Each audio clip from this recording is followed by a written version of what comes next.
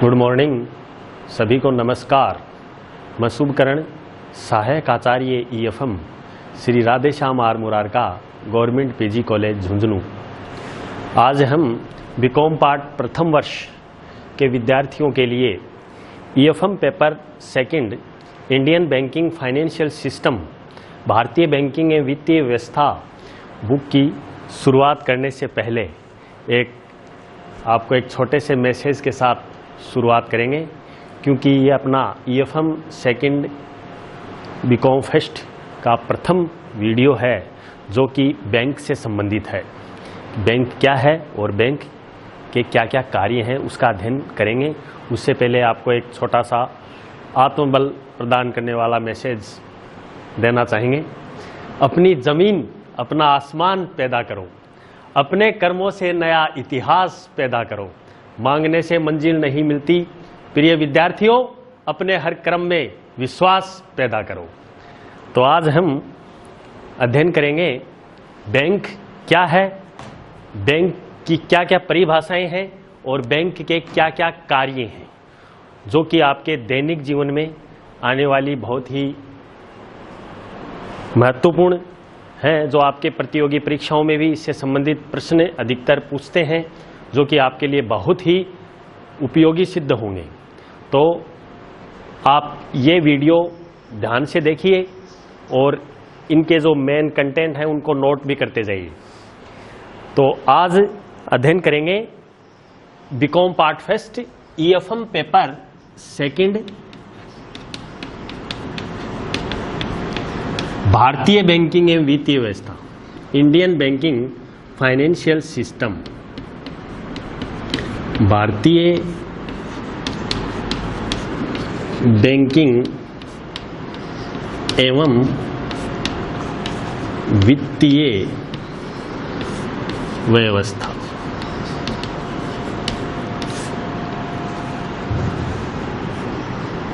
Indian banking financial system, Indian banking and financial system. Unit संख्या प्रथम, unit संख्या first. Bank की परिभाषा और उसके कार्य।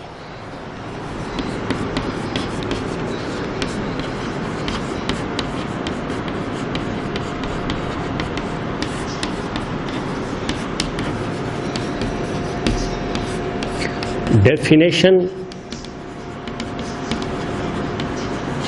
of bank and functions। Bank क्या है और बैंक की क्या क्या परिभाषाएं हैं और उसके कार्य। बैंक का अध्ययन करने से पहले इसकी हम भूमिका का अध्ययन करें, इसके इतिहास का अध्ययन करें।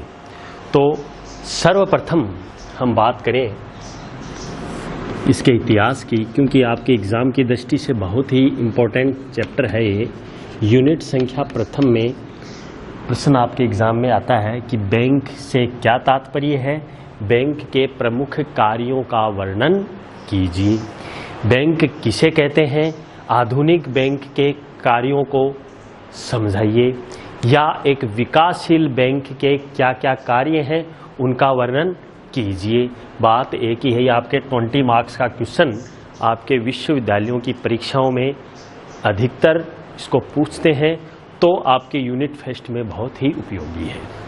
जैसा कि मैंने आपको पूर्व के वीडियो में बताया कि बैंक या फिर कोई भी क्वेश्चन करने से पहले आपको सर्वप्रथम उसकी भूमिका लिखेंगे, फिर उसका अर्थ लिखेंगे, मीनिंग सामान्य शब्दों में, विशेष शब्दों में, जनरल वर्ड्स या अदर वर्ड्स, फिर उसकी परिभाषाएं लिखेंगे, फिर उसका कंक्लूजन करेंगे, फिर जो उपयुक्त तालिकाएं हैं उसके कार्य लिखेंगे, फिर उसका बिंदुवार वर्णन करेंगे, जिससे आपके एग्ज़ाम में अच्छे से अच्छे मार्क्स आ सकें, जिससे आप अच्छे प्रतिशत के साथ उत्तीर्ण हो सकें। अब आज चर्चा करें इसी की बैंक की भूमिका की। भूमिका में हम मुख्यतया इसकी ऐतिहासिक पृष्ठभूमि का अध्ययन करते हैं। भूमिका को अपन रोल या इंट्रोडक्शन भी कह सकते हैं। जैसा कि आपको पता है कि बैंक क्या है, बैंक के बारे में आप जानते भी हैं उसकी हम चर्चा करेंगे। इससे पहले इसकी भूमिका के बारे में बात करें कि बैंक शब्द के उद्गम के संबंध में दो मत प्रचलित हैं। कितने मत? दो मत। प्रथम मत के अनुसार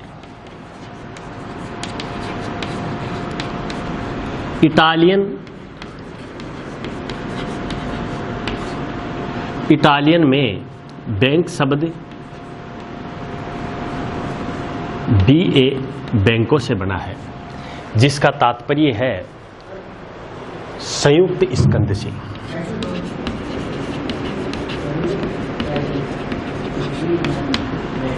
क्या मतलब हुआ? संयुक्त स्कंध से प्रथम मत के अनुसार, या फिर प्रथम मत में हम बात करें इटालियन से बना है, सॉरी ये द्वितीय मत के अनुसार है।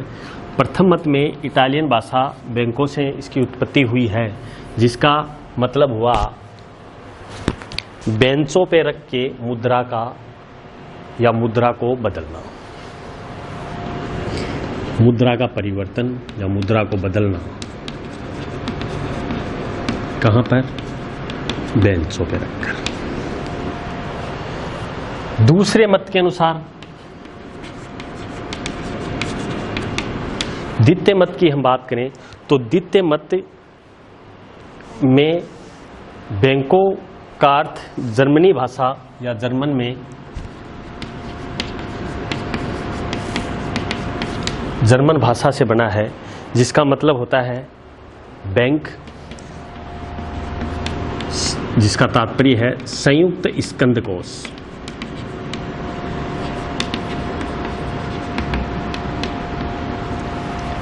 ये तो इसकी प्रादुर्भाव, उसके वर्ड के प्रादुर्भाव हुए, उसकी भूमिका हुई। अब जो महत्वपूर्ण बात है उनकी हम चर्चा करेंगे कि बैंक सर्वप्रथम 1157 में इटली में बना। 1157 में जो बैंक बना इटली में, उसको बैंक ऑफ वेनिस के नाम से जाना जाता है। Bank of Venice. फिर नेक्स्ट 1401 में बैंक ऑफ बार्सिलोना की स्थापना हुई।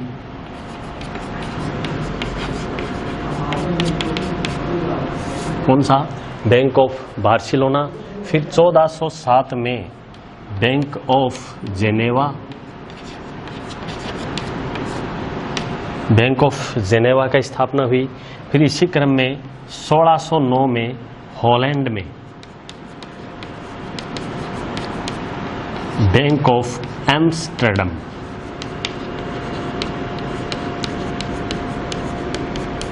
एम्स्टर्डम की स्थापना हुई।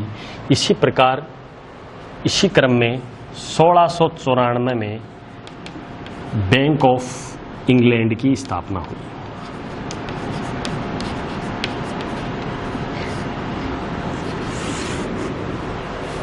ये मुख्यतया विभिन्न देशों में, विभिन्न कंट्रियों में इस प्रकार बैंकों की उत्पत्ति हुई। इसके बाद में मुख्यतया आधुनिक बैंक, जो बैंक ऑफ इंग्लैंड हुआ, ये आधुनिक बैंकिंग का प्राचीन बैंक भी ये कहलाता है। किसका? आधुनिक बैंकों का प्राचीन बैंक भी इसे अपन कहते हैं, बैंक ऑफ इंग्लैंड। उसके बाद में अनेक प्रकार के संशोधन अधिनियम लागू हुए, जिसमें RBI एक्ट बना। RBI एक्ट 1934 में रिजर्व बैंक अधिनियम बना, जो कि 1 अप्रैल 1935 में रिजर्व बैंक ऑफ इंडिया की स्थापना हुई। 1 अप्रैल, जो कि आपके प्रतियोगी परीक्षाओं में भी इनका प्रश्न आपसे पूछते हैं कि RBI की स्थापना कब हुई। विद्यार्थियों ध्यान देने योग्य बात है कि रिजर्व बैंक ऑफ इंडिया की स्थापना 1 अप्रैल 1935 को हुई। आरबीआई एक्ट 1934 में बना। आरबीआई रेगुलेशन एक्ट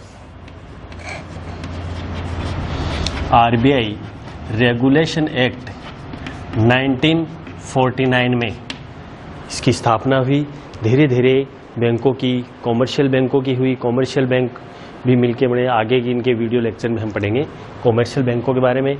अब हम इसी क्रम में आगे इसके अध्ययन करें कि बैंक क्या है। बैंक, जैसा कि आपको भी पता है कि बैंक है क्या। बैंक मुख्यतया उस संस्था से है जो जनता से जमा के रूप में रुपया प्राप्त करती है और ऋण के रूप में या जमाकर्ताओं की मांग पर रुपया देती है। कैसे? माना कि ये बैंक है।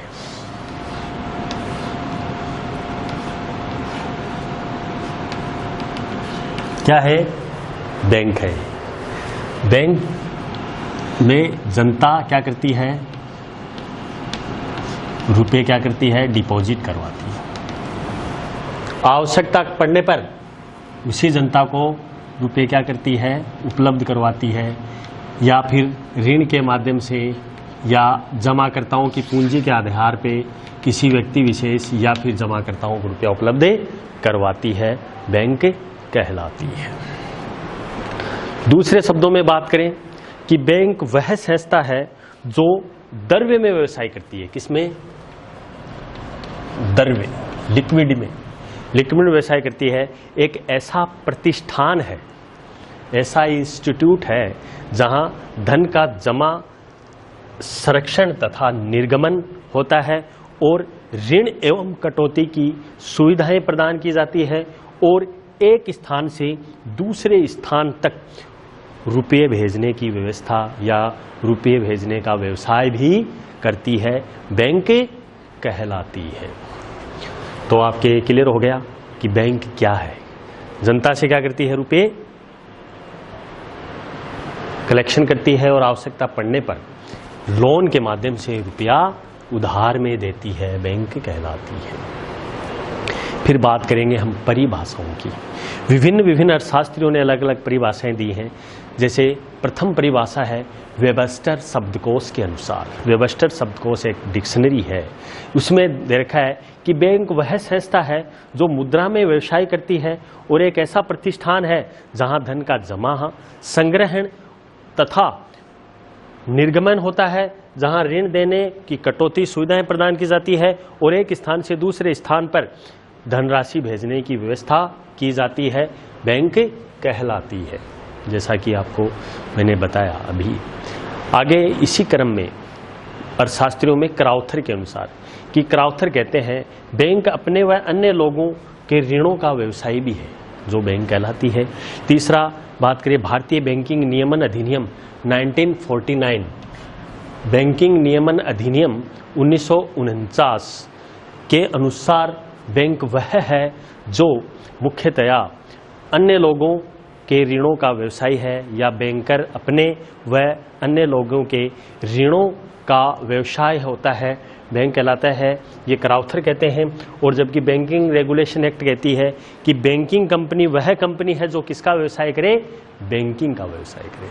बैंकिंग कंपनी वह कंपनी है जो बैंकिंग का व्यवसाय करे, बैंक होता है। अब हम बात करेंगे निष्कर्ष रूप से डेफिनेशंस कि बैंक की परिभाषाओं में निष्कर्ष रूप से क्या है। तो बैंक की परिभाषाओं में निष्कर्ष रूप से हम बात करें तो बैंक वह संस्था है जो अपने ग्राहकों के लिए धन संबंधी सभी लेन देन करती है, बैंक कहलाती है।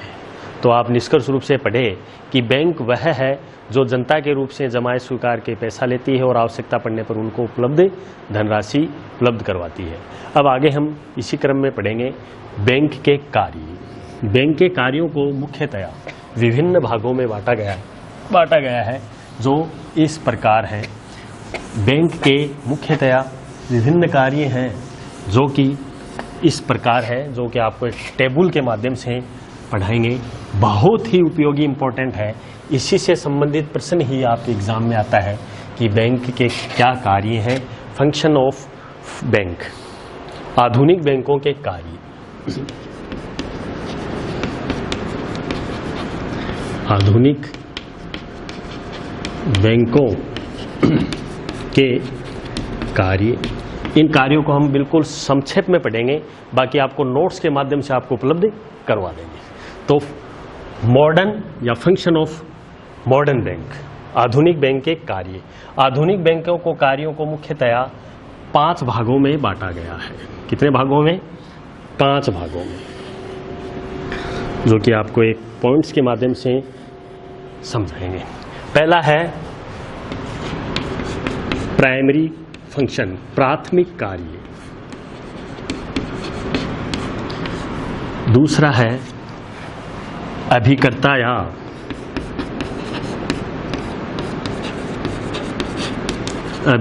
या प्रतिनिधित्व संबंधी कार्य।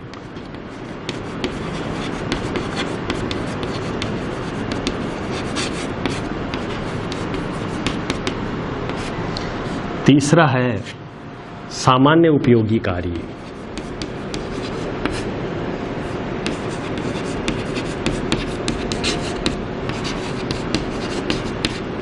फोर्थ है विदेशी व्यापार की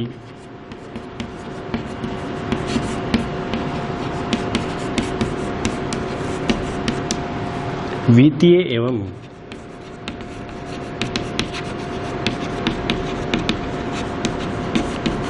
प्रबंधकीय व्यवस्था। अंतिम है साख निर्माण का कार्य।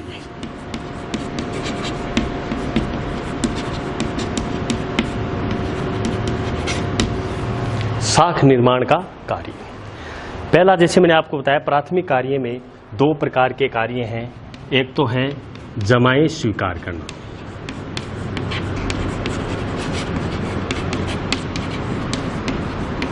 दूसरा है ऋण एवं उधार देना।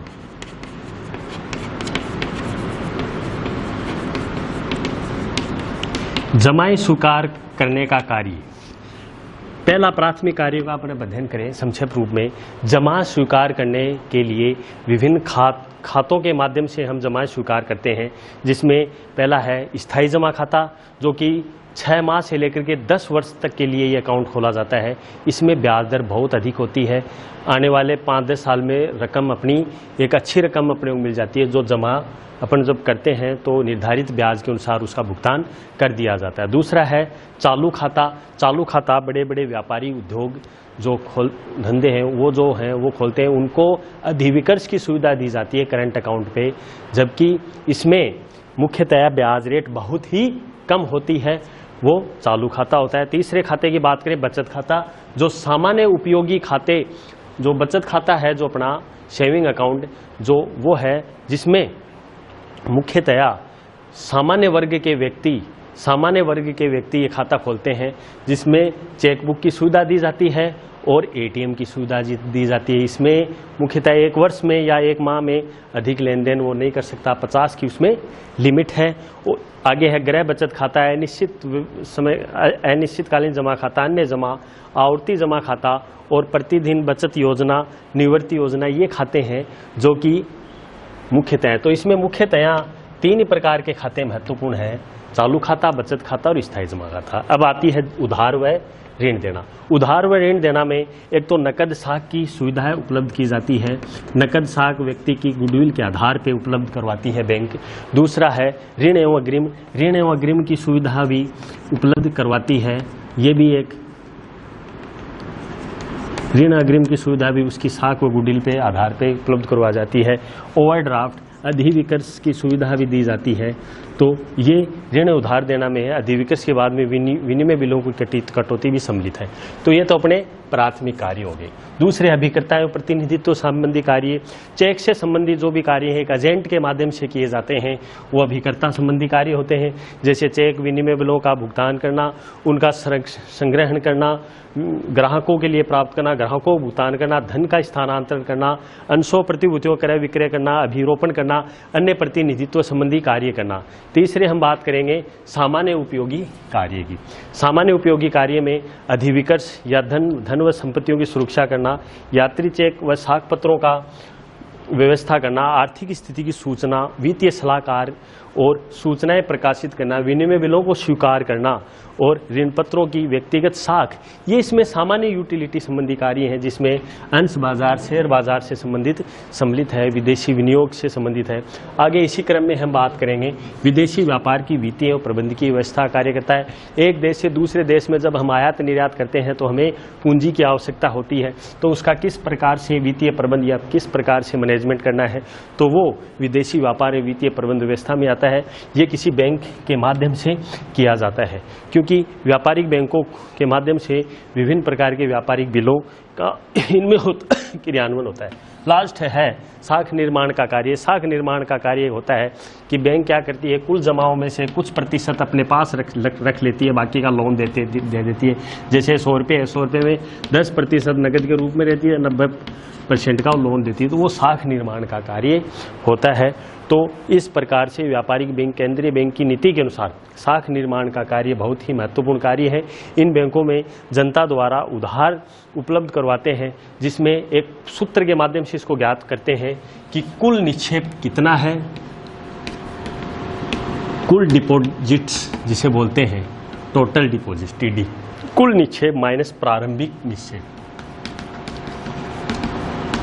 में घटाने के बाद में अपनी साख निर्माण। इस प्रकार ये आज हमने बैंक क्या है, उसकी क्या परिभाषाएं हैं, उसके कार्य बड़े संक्षेप में हमने अध्ययन किया।